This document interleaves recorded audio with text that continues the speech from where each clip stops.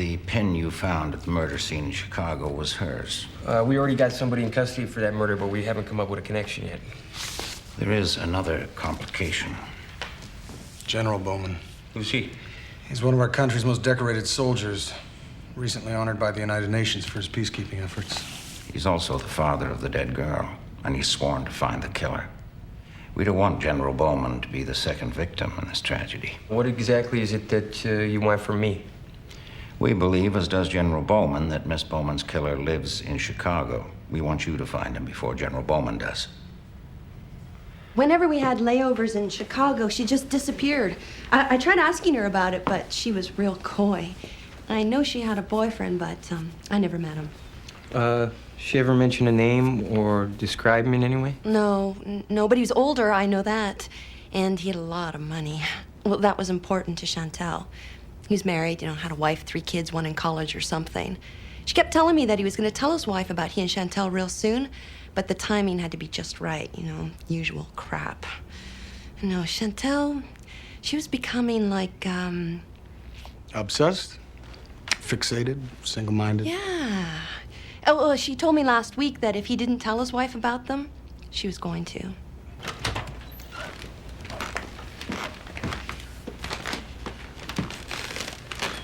Still can't believe she's gone.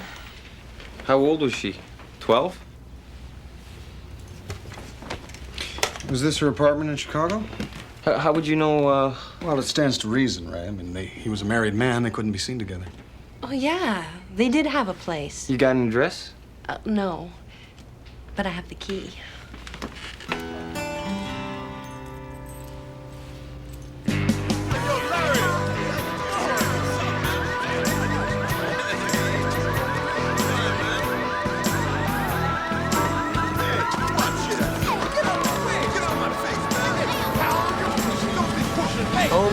Home again, jiggity jig. We'll be right back. Chicago PDQ. Hey, break it up. Fighting on the street with rollerblades on. What is that? Come on.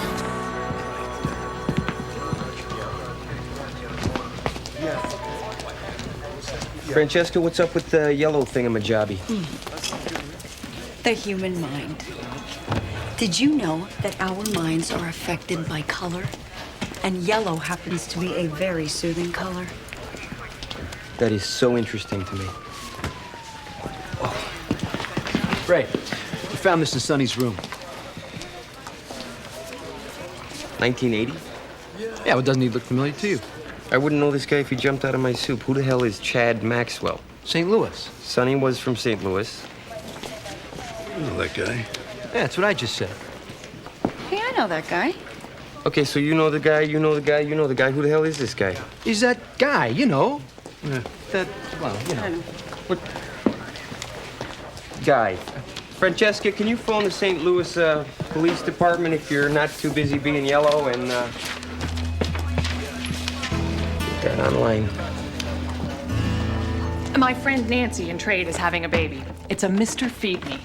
It preheats the formula and presents it to the baby. You can set it for 4, 5, 6 feedings a day. When the buzzer goes, it's time to feed the baby. What? Well, sir, in my experience, although very limited, well, infants tend to tell their mothers when they would like to be fed by crying. I can't imagine that the mother-child bond could be improved upon by technology. You're right. I'll get her one of those electronic security bracelets. That way she can keep track of it. So? Our assignment from headquarters is to prevent General Bowman from taking the law into his own hands. On a more personal note, sir, it does feel quite good to be back in the saddle again. Yes. The bit between the teeth. 2,000 pounds of pulsing horse flesh between your legs. I was speaking metaphorically, sir. As was I, Constable Fraser. As was I. Dismissed. Sir. Would you please not make me look worse than I already do, thank you? Come.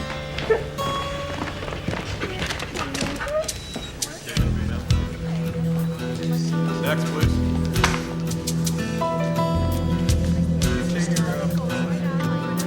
the United States, General. Is your visit business or pleasure? Neither.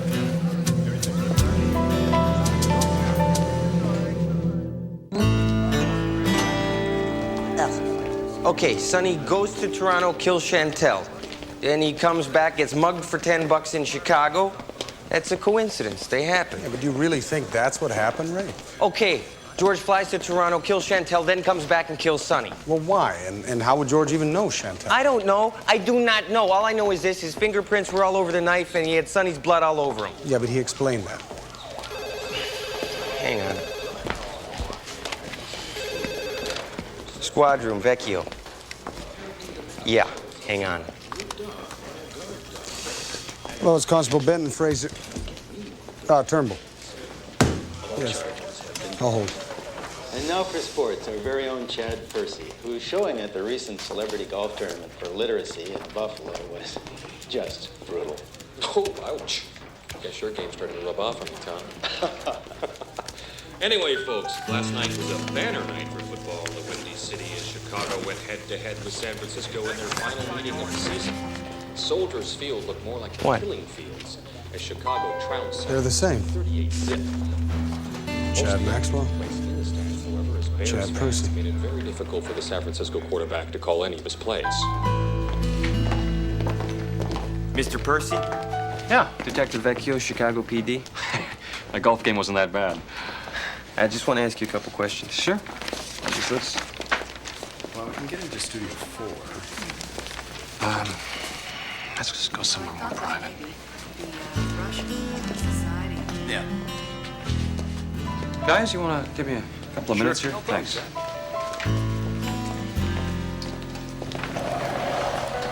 You know Sonny Dunlap? Son of a bitch, I can't believe he did it. Yeah, I know Sonny. I've been paying him $200 a week for the last 2 years. He wanted to up it to $5 or he was going to go public.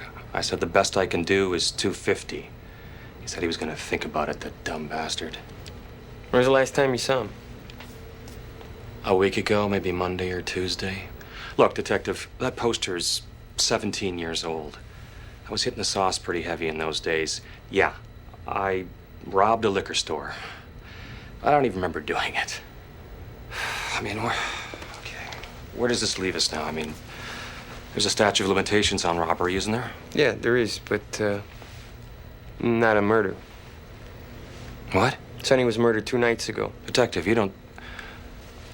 I am not a violent man. You pleaded guilty to common assault just 3 months ago. Yeah, well, that was after a traffic accident. Even the judge said it was severely provoked. Where were you Tuesday night? This Tuesday? Hmm. That's when he was killed? Hmm. Well, I was butchering a game of golf in Buffalo. Butchering.